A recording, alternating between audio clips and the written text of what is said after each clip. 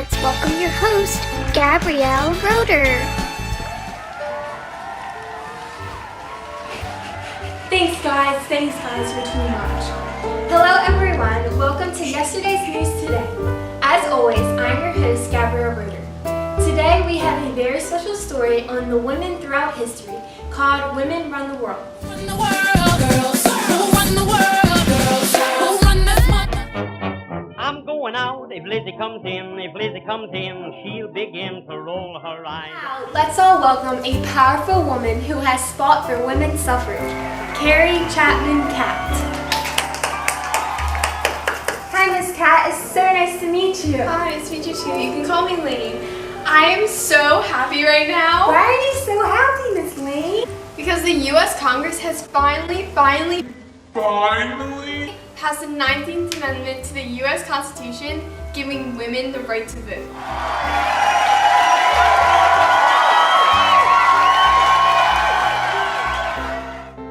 Wow, that's awesome! It is.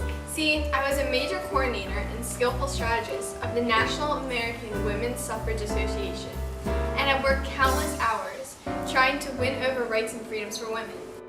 Yep. What do we want? Women's rights! What do we want now? Equality! And I also founded the League of Women Voters this year upon the ratification of the new amendment. The 19th Amendment states, "The right of citizens of the United States to vote shall not be denied or abridged by the United States or by any state on account of sex." Wow, you've worked so hard for what you believe in. That must have been very hard, but now very rewarding. Now, Miss Chapman, tell the audience a little about yourself. Well, I was born on January 9th in 1859 in Ripon, Wisconsin. And in 1880, I graduated from the Iowa Agricultural College and Model Farm in Ames, and I was the top and the only woman of my class. And it wasn't easy going through college, and I always felt like the odd man out, and people didn't always treat me the same way they did as men. Oh yeah, and did I mention I also helped organize the International Women's Suffrage Alliance, in which incorporated sympathetic associations in 32 nations. Wow, Lane, you're truly a pioneer for the women's suffrage movement. Thank you so much. It's such an honor. Thanks so much, Miss Lane, for coming on the show. Everyone, let's give it up for her. Now, please stay tuned for a quick commercial break. We'll be back in a second. Run the world, girls. Run the world, girls. Run the... Thanks, Gabrielle. Betty Crocker here. For ages, I've been known to help women worldwide on their mishaps, both big and small, right here in the kitchen. Today, I'm very excited to prepare for you my best recipe yet. My one and only biscuit pancakes using my all-purpose baking mix. As I'm cooking today, I'm looking forward to share with you how my glorious name came to be. To start off, you're going to need 2 cups of Bisquick baking mix, 1 cup of milk, 2 eggs, a mixing bowl, pan, and most importantly, a pan. You're going to mix your baking mix, your milk, and your 2 eggs together and make a nice blend. You're now going to preheat your pan. I recommend a medium temperature. Using pan, you're going to spray your pan. You're going to pour the mix onto your pan. Looks like some good pancakes to me. Like promised earlier, I'm going to share with you how my glorious name came to be. I was born in 1921 when a silly contest was made by the Washburn Crosby Company, a flour milling company in the 1800s. Participants were told to complete a puzzle and send it in for a commemorative prize. Little did the small company know that they would get such an overwhelming response. Over 30,000 completed puzzles made by women flooded Washburn Crosby offices. Many of the puzzles were occupied by questions and concerns, something the all-male company hadn't anticipated. The company's department manager, Samuel Gale, and his staff never felt completely comfortable signing his name to baking advice and assumed women would rather hear from other women who knew their way around the kitchen. There was an obvious need for a female cooking authority, someone who could gracefully answer any kitchen questions that consumers might have. And that, my friend, was when those men finally put their heads together to create me, Betty Crocker, a fictitious but also very influential chief of correspondence in the baking world. After your cakes have nice air holes in the center, they are ready to be flipped. How those pancakes sure do look good. That's all we have for you today. I hope you enjoy your Betty Crocker pancakes. Let's head back to the show. Now, let's give a big warm welcome to the first woman who graduated with a medical degree, Elizabeth Blackwell. Hey Elizabeth, it's nice to meet you. Hi, thanks for having me. I'm so glad you're here. I'm so glad to be here. Let's begin on how you became interested in the medical field. Well, I was born on February 3rd, 1821 in Bristol, England, and later moved to the US with my family where I worked as a teacher. Many people had told me, "You're a woman, you belong in the house," but that just gave me more drive. And that's when I enrolled into medical college and graduated first in my class. Elizabeth Blackwell. On behalf of Geneva Medical School, I present the first woman graduate, her diploma.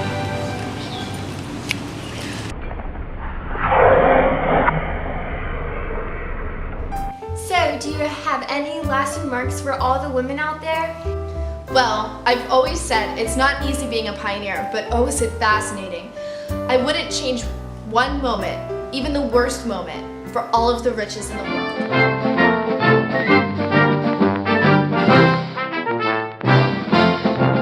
Welcome back.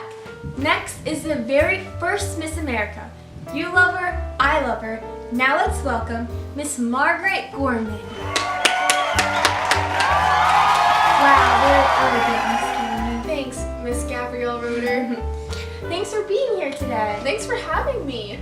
How did you begin your journey of pageant? In 1921, when I was 16, only a junior in high school, I sent in a picture of myself to a contest, a popularity contest, for the Washington Herald.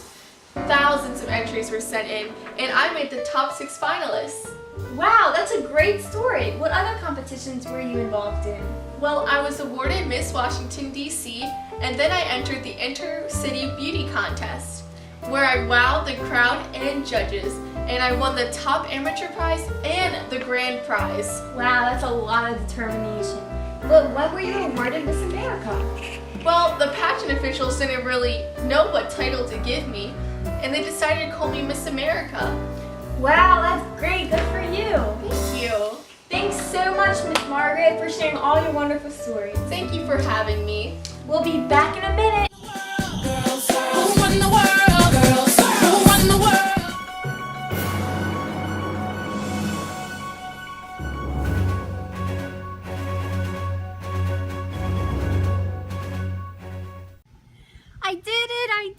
I finally flew across the Atlantic Ocean all by myself. I'm now one of the most famous aviators in the whole world. Wow, it sure has been a journey. See, during my time, women were always viewed as just homemakers and not much else. But I decided to dedicate my life to proving all the men wrong and proving that women can do anything men could. After taking a brief airplane trip as a young woman, I knew that then and there that flying would be my destiny. I even bought a bright yellow biplane and started taking flying lessons. In 1922, I set a world record for female pilots when I flew 14,000 feet in the air. A year later, in 1923, I was the 16th woman in the whole world to get a pilot's license. Flying in my day was considered very dangerous, and people that did so were perceived as death-defying heroes. So, when Charles Lindbergh made the first solo flight across the Atlantic Ocean in 1927, ultimately making him one of the most famous men in the world, I was motivated then more than ever to do the exact same thing. So that takes me here today in 1932, flying all the way across the Atlantic Ocean all by myself. I am now one of the most famous women in the world. I'm so glad I could stand up for women worldwide and prove that they can do anything they put their minds to.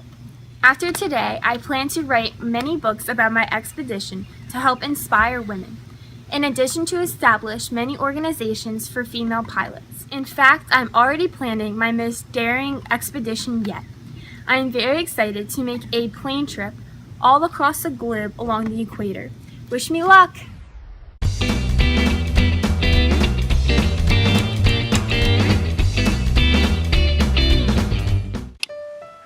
Now, let's give a big warm welcome to one of the most famous images of the female workforce during World War II, Rosie the Riveter.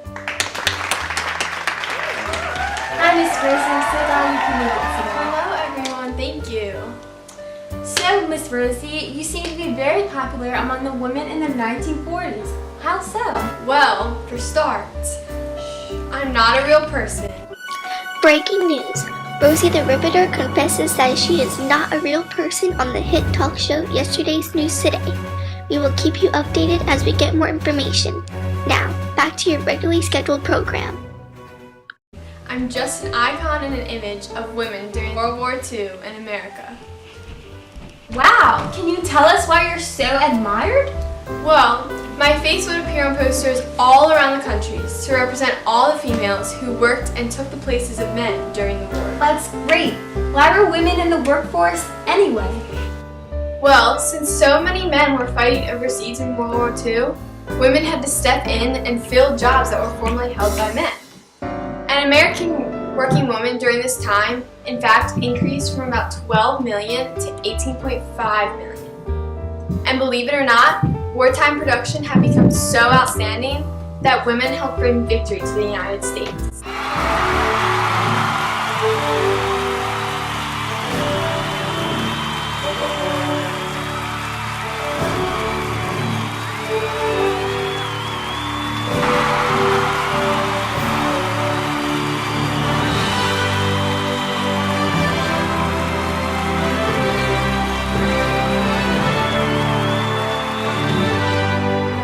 That's great. So, why did your picture appear everywhere? Well, my image symbolizes power and strength of all women. Therefore, the government used it as propaganda to encourage women to join the workforce to take the places of fighting men. I bet that was encouraging. Yes, and even a song was written about me as well in 1942 called Rosie the Riveter. All the day long, whether rain or shine, she's a part of the assembly line. She's making history, working for victory. Rosie, the riveter, keeps a sharp lookout for sabotage. Sitting up there on the fuselage, that little frill can do more than a bill can do. Rosie, the riveter. Rosie's got a boyfriend, Charlie. Charlie, he's a Marine. Rosie is protecting Charlie, working overtime on the riveting machine. And it was played on the radio and broadcasted nationally. Wow, thank you. It's so clear that the 1940s really changed the role of women in society because of you. Thanks, Miss Rosie. Thank you so much for your time. Thank you. Now, Rosie, show everyone your famous icon. We can do it. We'll be right back after a short commercial breaks. Who run the world, girls? Who run the world, girls? Who run this mother? Hi everyone, I'm Ann Hannon, the first girl to sign with the All-American Girls Professional Baseball League. I'm here today to tell you all about our league and so that you can join and have fun. So, how did this Women's Professional Baseball League start? Well, for starts, by the fall of 1942, many minor and major league professional baseball teams had disbanded due to the war. Young men 18 and over were being drafted into the armed forces to serve during World War II for our country. This led to the fear that Major League Baseball would collapse around the country. So, something had to be done with all of these men gone. Who would take their place? Now, this, my friends, is what brought me and so many other women here. Philip K. Wrigley, owner of the Chicago Cubs, MLB team founded the All-American Girls Softball League as a non-profit organization in 1943. The name later, of course, was changed to American Girls Baseball League to make it more distinctive from the existing softball leagues. Also, the women in these new leagues had the same rules as the men in the MLB, but we just wore skirts and undergarments. I was personally signed by Jim Hamilton, a scout of the Chicago Cubs. They are now having tryouts in dozens of major cities, and salaries range from about $45 to $85 a week. Also, femininity is a high priority here in the league. After practices, the women are required to attend evening charm school classes, where proper etiquette for every situation is taught, and every aspect of personal hygiene, mannerisms, and dress code is presented to all the players. In addition to these awesome classes, each player receives a beauty kit with instructions to make each player as attractive as possible. Now that's pretty cool, isn't it, ladies? Now, all you need to be is a skilled woman player, have moral standards, and follow the rules of conduct imposed by our league. So far, in the season of 1943, attendance was tracked at almost 200,000 fans, and by 1948, our league estimates to have 900,000 spectators. And if you don't play, come and support the league, and come and show your encouraging support to these amazing women playing baseball. So, once again, you may try outs in our sponsored cities around the country. There are over 600 women playing in the league, and you could be one of them. Girls, we run this mother. Yeah. Girls, we run this mother. Yeah. Girls, we run this mother. Yeah. Girls, we run this mother. See you on the field! Now everyone, let's put our hands together for Miss Lucille Ball. She is an actress, comedian, model, film studio executive, and producer.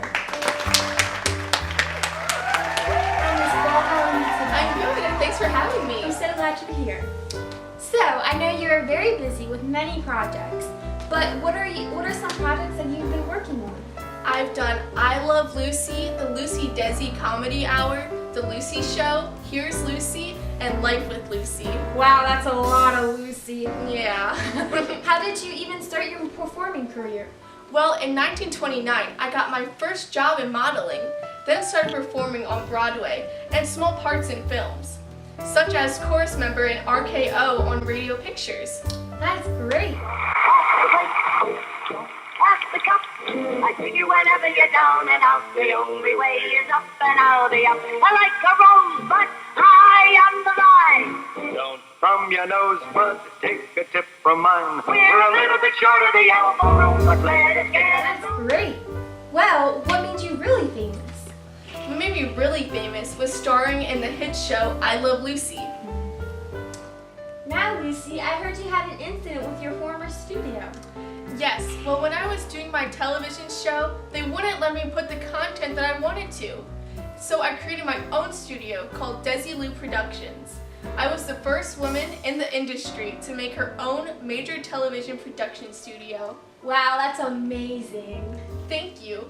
Well, I actually have a secret that I never told anyone. What is it? I'm not a natural redhead. What? I know! Well, in an industry with a bunch of blondes, that's the craze. I wanted to stand out, so I dyed my hair red. Wow, I would have never guessed. You are one of the only women in Hollywood that has really made it successful. Yeah, well, I've been working in Hollywood for 50 years. Wow. I know I'm speaking for everyone when I say you are an inspiration, and we all enjoyed nights with I Love Lucy. Thank you so much. You are so kind. It's been so much fun having you here. Thanks for... Now, Lucy, let's have you close it out for us today. Up next are some amazing stars that you don't want to miss. Let's take a quick look at this exclusive interview with Emily Miller and Rosa Parks. Let's welcome one of our bravest guests. She sat down for what she believed in. Everybody, Rosa Parks.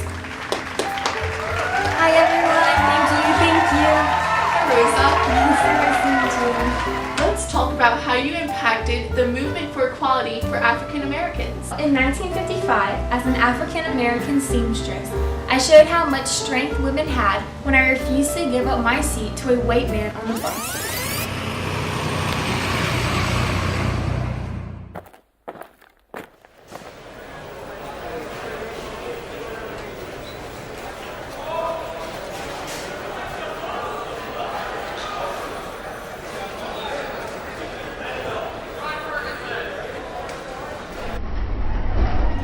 Driver, there's no more seats. Lady, get in the back of the bus! Yeah, you colored people have to be in the back. I don't want to. Why didn't you listen to the driver once you told you? Why must you people always treat us like this? The law is the law. No, I don't want to. Hurry, ma'am. You're gonna be arrested. No, why should I? For those of you who are unaware, back then on the bus there was a section marked white only, and it's against the law for any African American to sit in that section. Well said. So, after I was first told to move to the back where all the African Americans sat, I moved to the middle section. Eventually, the white section filled up and more whites began to board the bus. So the driver ordered all of us African Americans to move all the way to the back, where there was no seats. No one moved at first, but then he screamed. Everyone scrambled to the back except me. What happened next? Well, they threatened me that I was going to be arrested. Then, 2 policemen got on the bus a couple minutes later. The driver told the police that I would not stand up. The policeman walked down and asked me why I didn't stand up, and I simply said, why should I? And then I asked him, why do you always push us around? His response was, I don't know, but it's the law, and that's the law, and you are under arrest. As soon as he said that, I finally stood up. Your bravery sparked segregation laws that were later founded unconstitutional, and you're now known as the mother of the civil rights movement. How do you feel about having that title? Well, I accept that title quite well. I appreciate the fact that people feel that way about me. I don't know who started calling me that. Thank you for your time. It was a pleasure having you. The pleasure was all mine. Who run this mother?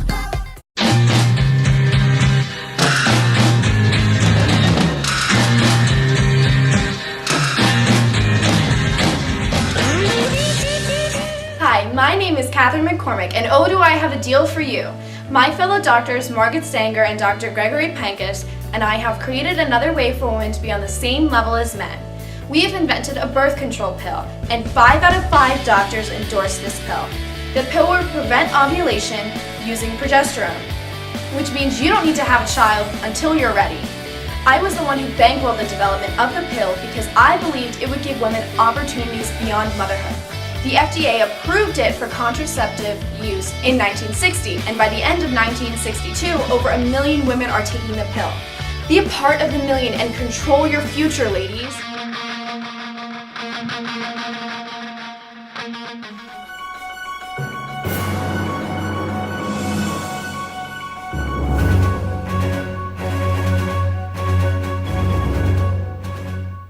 Neck Goats interviewing Sally Ride live from the space shuttle.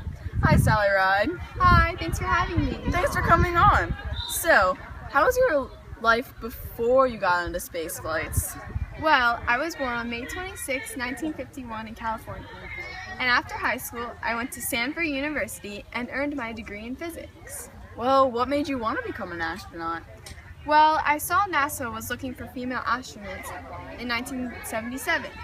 And I was a student during this time, and I saw an ad in the school newspaper inviting women to apply to the astronaut space program. And I applied, and I was one of the 6 women picked. That's really good. So what did you do during your time as an astronaut? Well, I was the first woman in space on flight when I worked on the robotic arm to help put satellites into space. 17 seconds and counting. The body flap and speed breaker in launch position. T-minus 10, 9, 8, 7, 6. We go for main engine start. We have main engine start. And the ignition And liftoff of STS-7 and America's first woman astronaut. And the shuttle has cleared the tower. What we're doing right now, Rick is rewinding the VTR and setting it up for the beginning of the sequence. And as soon as we get it, what we'll be showing you is... That's truly amazing. Well, it was an honor having you. Thank you for having me. It was a blast. Now, let's welcome the 42nd First Lady of the United States, Miss Hillary Clinton. Hello. Thank you, everyone. Hi, Miss Clinton. I'm so glad you could make it today. Thank you for having me. So, I've heard you grew up in Chicago. Yes, I was born in Chicago, Illinois on October 26, 1947, but I was raised in Parkville, Illinois. It's a suburb not far from the city. Interesting. Did you have any siblings? I'm the eldest sister of my two brothers, Tony and Hugh. When and why in the world did you decide to enter this jungle we call politics? When I was young, I participated in many Republican groups, such as volunteering to campaign for Republican candidate Barry Goldwater in the U.S. presidential election in 1964. But I thought you were a Democrat. Well, when you grow up with a conservative father, it's hard not to be a Republican. But by 1968, during the protests against the Vietnam War, I volunteered for Democrat Eugene McCarthy's presidential campaign, which pushed my values to becoming a dedicated Democrat. Oh, well, when did you first meet Bill? I met Bill at law school, and by the end of graduation, he proposed, but I said no, not at that time at least. What? Well, when did you say yes? I was coming back from Arkansas, and he picked me up from the airport. He mentioned a little house we saw and imagined living in it, and that's when he said, I can't live in it by myself. And then I said, yes. We got married, and with only a few close family and friends. Aw, that sounds wonderful. So Hillary, you are known as a voice for women around the world. So tell us how your time at the Women's Conference in Beijing. Well, I traveled there as the honorary chair of the American delegation. Families. What we are learning around the world is that if women are healthy and educated, their families will flourish. If women are free from violence, their families will flourish. If women have a chance to work and earn as full and equal partners in society, their families will flourish. And when families flourish, communities and nations do as well. That's where I found my political identity. And as I always said, human rights are women's rights, and women's rights are humans' rights. You are so right, Hillary. Well, thanks for coming on the show. It was my pleasure. Don't go away, folks. We'll be right back. Who run the world? Girls. Who run the world? Girls. Who run the world? I hope you all enjoyed the show today, reliving the glorious moments of women throughout history. Now, let's close it out with the Spice Girls. The Spice Girls impacted the lives of many women as a UK women's singing group in 1994. They were known for their fierce attitudes and their nicknames. The Spice Girls sold 65 million records and worldwide, making them the best-selling girl group of all time. Thank you again, and hit it, girls!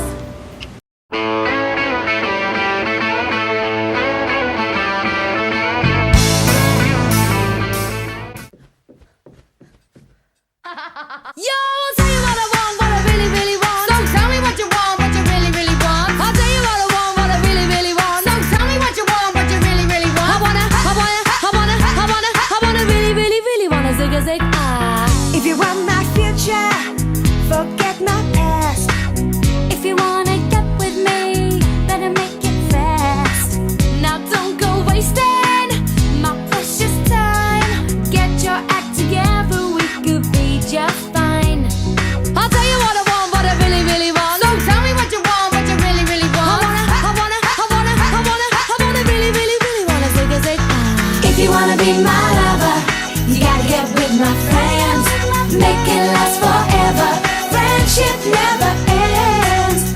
be my lover, you have got to give.